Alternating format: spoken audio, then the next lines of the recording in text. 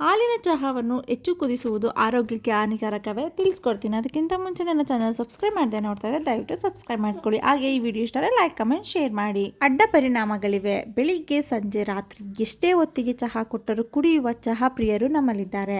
ಆದರೆ ಹೆಚ್ಚಿನವರು ಚಹಾವನ್ನು ಹೆಚ್ಚು ಕುದಿಸುವುದರಿಂದ ಅದರ ರುಚಿ ದುಪ್ಪಟ್ಟಾಗುತ್ತದೆ ಎಂದು ನಂಬಿದ್ದಾರೆ.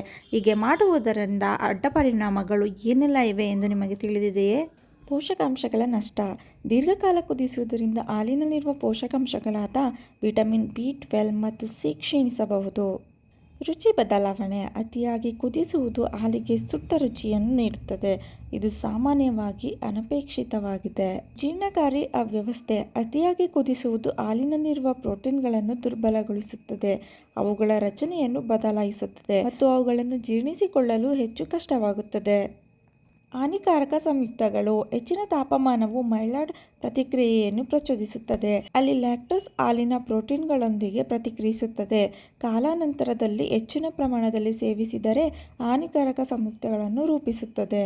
ಟೀ ಕಾಂಪೌಂಡ್ಗಳಲ್ಲಿ ಬದಲಾವಣೆ. ಚಹಾವನ್ನು ಹೆಚ್ಚು ಕುದಿಸುವುದು ಕ್ಯಾಟೆಚಿನ್ಗಳು ಮತ್ತು ಪಾಲಿಫಿನಾಲ್ಗಳಂತಹ ಪ್ರಯೋಜನಕಾರಿ ಸಂಯುಕ್ತಗಳನ್ನು ಒಡೆಯುತ್ತದೆ. ಇದು ಚಹಾದ ಉತ್ಕರ್ಷಣ ನಿರೋಧಕ ಗುಣಗಳನ್ನು ಕಡಿಮೆ ಮಾಡುತ್ತದೆ. ಆಮ್ಲೀಯತೆ ಮತ್ತು pH ಬದಲಾವಣೆಗಳು. ಚಹಾದ pH ಅನ್ನು ಬದಲಾಯಿಸುವುದು ಇದು ಹೆಚ್ಚು ಆಮ್ಲೀಯವಾಗಿಸುತ್ತದೆ.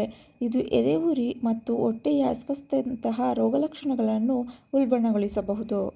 ನೆನಪಿಡಿ, ಸಾಂದರ್ಭಿಕವಾಗಿ ಹಾಲಿನ ಚಹಾವನ್ನು ಅತಿಯಾಗಿ ಕುದಿಸುವುದು ಹಾನಿಕಾರಕವಲ್ಲ, ಆದರೆ ನಿರಂತರವಾಗಿ ಹಾಗೆ ಮಾಡುವುದರಿಂದ ಅದರ ಪೌಷ್ಟಿಕಾಂಶದ ಪ್ರಯೋಜನಗಳನ್ನು ಕಡಿಮೆ ಮಾಡಬಹುದು. ಇದೇ ರೀತಿ ಹೆಚ್ಚಿನ ಮಾಹಿತಿಗಾಗಿ ಹಾಗೆ ಸ್ಕಿನ್ ಕೇರ್ ಹೇರ್ ಕೇರ್ ಟಿಪ್ಸ್ಗಳಿಗಾಗಿ ನನ್ನ ಚಾನಲ್ ಸಬ್ಸ್ಕ್ರೈಬ್ ಮಾಡ್ಕೊಳ್ಳಿ.